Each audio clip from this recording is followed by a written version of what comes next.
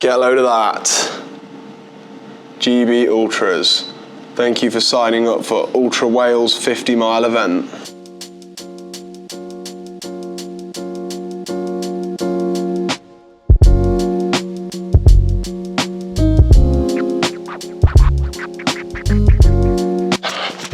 It's the day before Christmas Eve and I'm down south, my girlfriend's family's house for the week.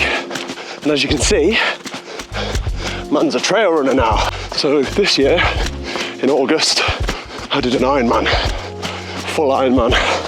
Got the t-shirt, got the tattoo, what a wanker. And it is the greatest physical achievement of my entire life, by a long way. And when I say by a long way, what I really mean is it's pretty much the only physical achievement I've ever achieved.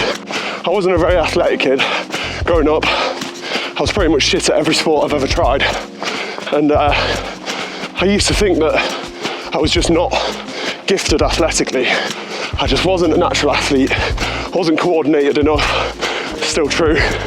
But I thought that I would never be able to do anything physical, athletic, because every sport I tried in school, I was just shit at. Football, being a kid growing up in England, that's obviously one of the first go-tos. I reckon, and I will go against anyone on this, I'm the worst football player on planet Earth. And if anyone thinks they're worse than me, we can go toe for toe. So you can do the least kick-ups. I bet you it's me, mate. Very early on I gave up on football. And I tried a bunch of other stuff. Pretty much every sport you can possibly think of, I've had a go. And I was crap at all of them. The excuse that I gave myself was that I'm just not an athlete. I haven't got the coordination and I'm just not good at sports. So I never really went hard at any sport and I never gave it my all on anything physical that I ever did. The closest I ever got to being decent at any sport when I was younger was swimming. I was an alright swimmer. Swam at a local level, local galas and that. Really nothing special whatsoever. Very, very average swimmer, but I stuck at it for a few years. Mainly because my mum would let me eat a chocolate bar out of the machine after. But regardless of what the motivation was, I did it. I stuck at swimming and I got okay at it. But I still stopped it. A lot of that was because I became a teenager, was at school, and I guess my priorities were more trying to fit in and have friends. And I say all that to say that when I was growing up, I really didn't think I was capable of doing anything like an Ironman. Then I turned 15, 16, was like, yo, I need to get wham.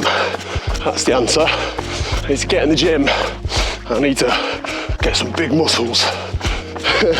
So I then started going to the gym. I spent 8 years, I reckon, bulking and cutting the same 14 pounds in an attempt to get wham.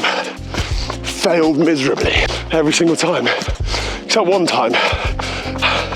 There was one time a few years ago when I really committed myself to it and I was like, right, I'm gonna just get in some sick shape. I just wanna see what I can do, what I'm capable of. And I did. Got a shreddy Kruger, mate. By my standards anyway. What I mean by that is I had the faint outline of my upper 4 abs and I felt amazing about it. But once I got to the level of whamness that is deemed acceptable, I realised that I just didn't give a shit about looking like that. Like, I just don't care about aesthetics and I don't care about sacrificing the things that I love, being food and like spending time with my friends and like having to restrict these things. It's mainly food, innit, really. I just love food, mate. Oh, by the way, hold up, because your boy is not fit on the hills, so this is gonna get a bit blowy. Oh. Tell you what, I'm not built for hills, mate. Throughout the full Ironman prep, I did all of my running on canal paths and river paths, just flat flat concrete, just go out, run in a straight line, turn around when you're halfway, run back. That was 95% of my runs. I think I did one run in the Peak District, a trail run. Absolutely did me in, mate. It was like 20k and I was ruined at the end of it, and this was at peak Ironman fitness. And yeah, it made me realise that fitness isn't just one thing. You're not just fit or you're not. You're fit for whatever it is you train for. I'm fit right now for running on flat roads. I better go running again, mate. So I spent a bunch of years trying to get WAM, trying and failing over and over and over again. And then something just changed. And tell you what changed. My girlfriend ran a marathon. Trained her ass off for it. Absolutely killed it. And I just naturally started doing a bit of running as well. Yo, this is a bit weird. So it's 2 weeks after I filmed this and I'm editing the video, and I've realised that I got on a bit of a tangent after this and I never came back to this part of the story. And then when I went back to the story, I skipped well ahead to when I was prepping to the Ironman. And it's not cohesive, so I need to put this part into the story so it makes sense. Sorry, alright. I'm new to this YouTube thing. This is my first vlog, so let me off. But my girlfriend started training for the London Marathon. She's stood over there doing a meal prep right now. She started running for the London Marathon and I started running just naturally as well. Was doing some runs with her, was getting humbled on those runs because I was realising that running's a lot harder than I thought it was, and that the idea of a marathon is so much further than I thought it was. And yeah, just started really enjoying running, and more so than just running, I started really enjoying training for performance, training to get better at the thing I was doing rather than just training for a nice set of tits. So started running all throughout that summer. Didn't really enter anything at all. I had the intention of doing a marathon the year after, but I was just running to enjoy running and I loved it. Built up my base level of fitness throughout that summer, and then towards the back end of summer, I decided I was going to do a half Ironman. So I bought a road bike, didn't really ride it, but bought it in preparation to start training for a half Ironman in January the following year. I did look at a full Ironman at this point, but to be honest, I looked at the training and was like, I can't be arsed with that.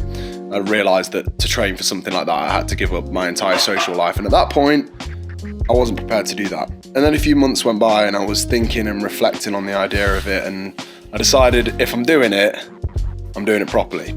So then I decided I was doing a full Ironman. And then I signed up for the full Ironman. Went through the process of the Ironman. It was about 9 months, start to finish. And it was the hardest thing I've ever done in my life. It was 8 months of consistency and discipline, and proving to myself that I had consistency and discipline, because like I said, for the 8 years before that, trying to just get hench in the gym, there was no discipline and consistency, hence why I failed all the time. So I think what changed with the Ironman was training for performance just motivated me so much more. Felt like the early days of the gym again, where you're getting stronger every session. I was like, mate, I'm getting fitter every time I run. And I think rather than just having some kind of loose goal in the distance of like, I want to be WAM for no reason other than to just be WAM, it just motivated me so much more. And I was able to stay so much more consistent throughout that prep. And I showed up day in, day out, mate. So I signed up, I held myself accountable, I got ready for the race. I did the race under 12 hours. Bash! And honestly, that feeling crossing the line of the Ironman was just doesn't compare to anything else I've ever experienced in my life. Just felt so insane, because there's obviously the 12 hours on the day itself that you're pushing through and thinking about that finish line. And in the moment on the day, that is kind of a lot of what you're thinking about, but as you get close to the finish line, I was just reminiscing and like envisioning all the hours of prep that I'd put in, all the times that I woke up when I didn't want to, and I got my running shoes on, and I got out the door, or I got my bib shorts on, and I got out on the bike before work, And I was just playing all of that through my mind as I was approaching the finish line. And then I finished and I cried like a baby, mate. Then after a few weeks, it all dies down, life goes back to normal, and then it's like, I just feel the same now. Like, looking back at it, like, yes, it feels incredible that I did that, and there's still lessons that I took from that prep that I apply to my life every day. But that kind of says it all. It's not about finishing the race, it's about the journey getting there. So I knew I wasn't done. In fact, I was so sure that I wasn't done that I got home and immediately bought a time trial bike, because I was going to do another Ironman the next year. I was going to do it with a couple of mates. We're going to get that thing done. I'm coming back to the Ironman someday. But right now, it's time for another side quest. And that's what the last few months have been me deciding on. I've spent a lot of time really thinking about and reflecting on what I want to do next. There has to be some kind of doubt in my mind as to whether or not I can do it, because that's what excites me. That's what excited me about the Ironman. That's why I signed up for a full Ironman and not a half. That's why I did the Ironman instead of just a marathon.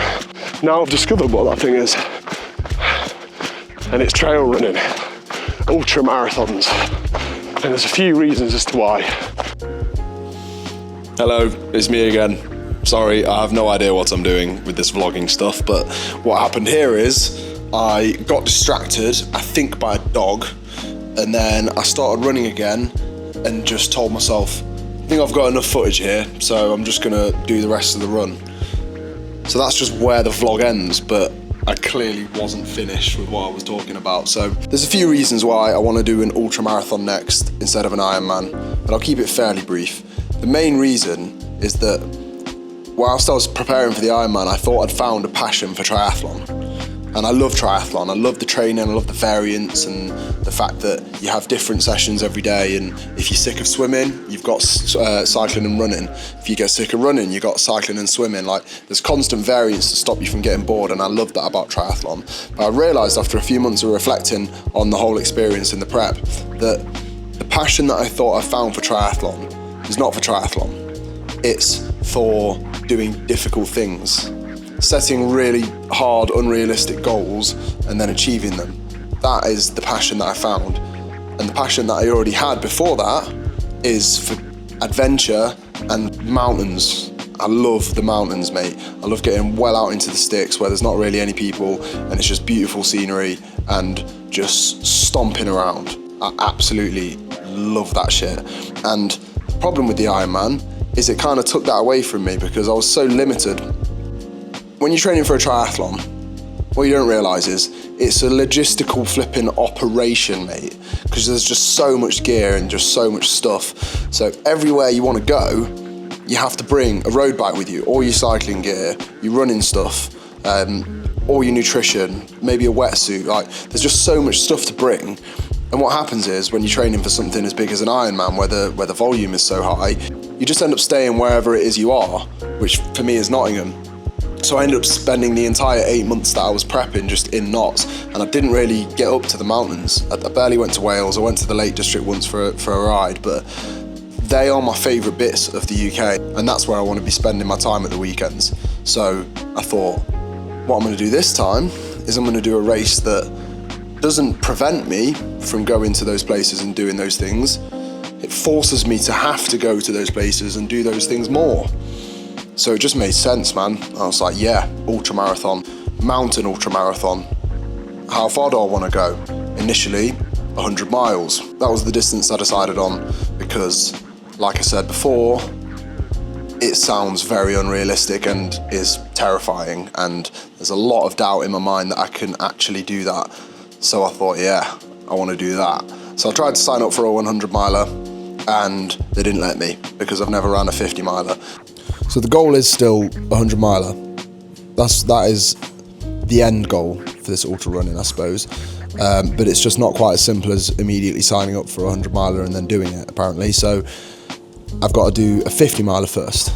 And now I'm going to cut to the clip of me signing up for the 50 miler. Right, we're at home now. It is 5:20. We've got dinner on.